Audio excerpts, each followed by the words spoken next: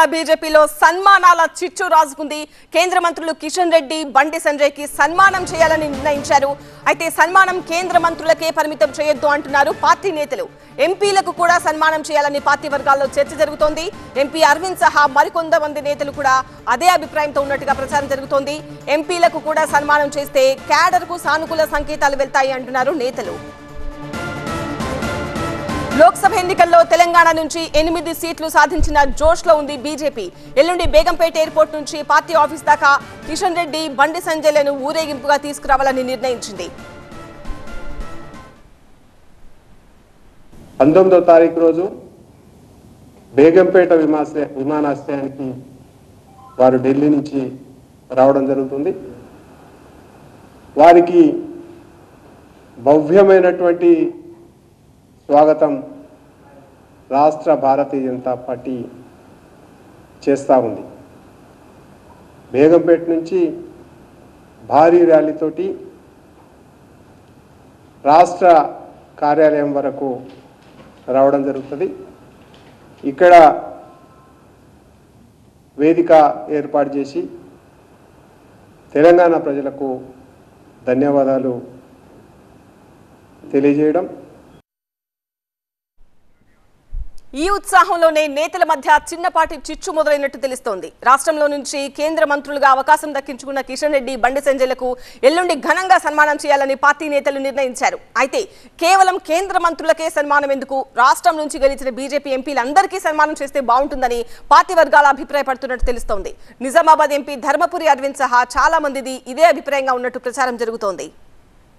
BJP నుంచి గెలిచిన ఎంపీల్లో చాలా మంది సీనియర్లున్నారు. ధర్మపురి అరవింద్ నిజామాబాద్ నుంచి రెండోసారి గెలవగా, మహబూబ్ నగర్ నుంచి గెలిచిన డీకే అరుణ గతంలో రాష్ట్ర మంత్రిగా కూడా పనిచేశారు. చేవెళ్ల నుంచి గెలిచిన విశ్వేశ్వరరెడ్డిది రెండోసారి విజయం కాగా, మల్కాజ్గిరి నుంచి ఈటెల రాజేందర్ భారీ మెజార్టీతో విక్టరీ కొట్టారు. గతంలో రాష్ట్ర మంత్రిగా 2 పర్యాయాలు కీలకంగానే వ్యవహరించారు ఈటెల. ఇక ఆదిలాబాద్ నుంచి గెలిచిన గోడం నగేష్, మెదక్ నుంచి గెలిచిన రఘునందన్ కూడా సీనియర్ నాయకులే. సో వాళ్ళు గెలవడమే కాదు, పార్టీకి కూడా జోష్ తెచ్చిన సీనియర్లను సన్మానించుకోవడం మంచి సంప్రదాయమని చెప్తున్నారు పార్టీలోని చాలా మంది సీనియర్లు. మరి సన్మానం చిచ్చు మంటలు రేపుతుందా, చల్లారుతుందా చూడాలి.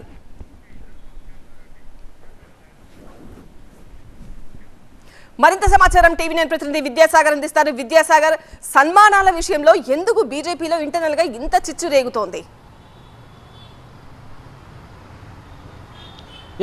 తెలంగాణలో 8 ఎంపీ స్థానాలు గెలిచి 2 కేంద్ర మంత్రులు దక్కించుకున్నటువంటి బీజేపీకి ఇప్పుడు సన్మానాల మంటలు రాజుకుంటున్నాయని చెప్పాలి. ఎందుకంటే 2 కేంద్ర మంత్రులుగా అవకాశం దక్కిన తర్వాత వారి ఇరువురు కూడా తొలిసారి ఎల్లుండి హైదరాబాద్ రాబోతున్నారు. వారిని ఘనంగా సన్మానించాలని బీజేపీ రాష్ట్ర పార్టీ తొలుత నిర్ణయించింది. దీనికి సంబంధించి సన్నాహక సమావేశాలు, ఏర్పాట్లు కూడా చేస్తున్నటువంటి నేపథ్యంలో ఈ ఇరువురితో పాటు రాష్ట్ర ప్రజలు మరొక 6 ఎంపీలను కూడా బీజేపీకి అందించారు. మొత్తం 8 మంది ఎంపీలు గెలిచారు.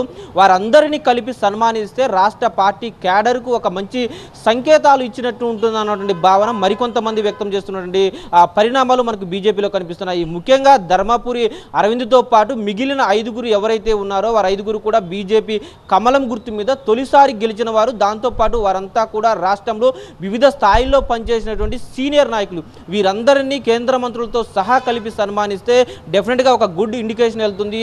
రాష్ట్ర ప్రజలు ఏదైతే బీజేపీ వైపు మొగ్గు చూపి 35% ఓట్లతోటి 8 స్థానాలను కట్టబెట్టారో దానికి తగ్గట్టుగానే ఒక తెలంగాణ ప్రజలకు సెల్యూట్ అనే సభలో వీరందరినీ కూడా సన్మానించాలన్నది కొంతమంది అభిప్రాయంగా మనకు కనబడుతుంది. దాంట్లో ధర్మపురి అరవింద్ సహా మరికొంతమంది కూడా ఇదే అభిప్రాయాన్ని వ్యక్తం చేస్తున్నారు. కేవలం 2 కేంద్ర మంత్రులుగా వచ్చినటువంటి అవకాశం వచ్చినటువంటి కిషన్ రెడ్డి, బండి సంజయ్లతో సన్మానిస్తే సరిపోదు.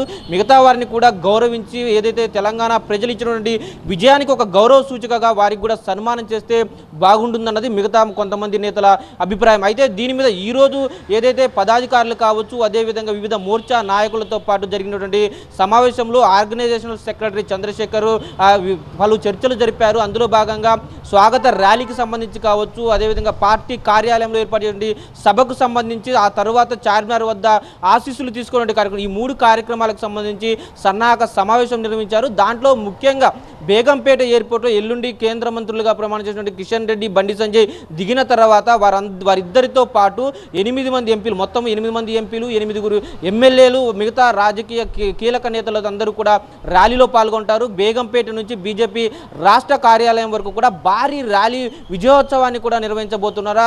బీజేపీ రాష్ట్ర కార్యాలయానికి చేరుకున్న తర్వాత అక్కడ తెలంగాణ సెల్యూట్ పేరుతో ఈ కేంద్ర మంత్రులకు సన్మానం చేయాలని భావించారు.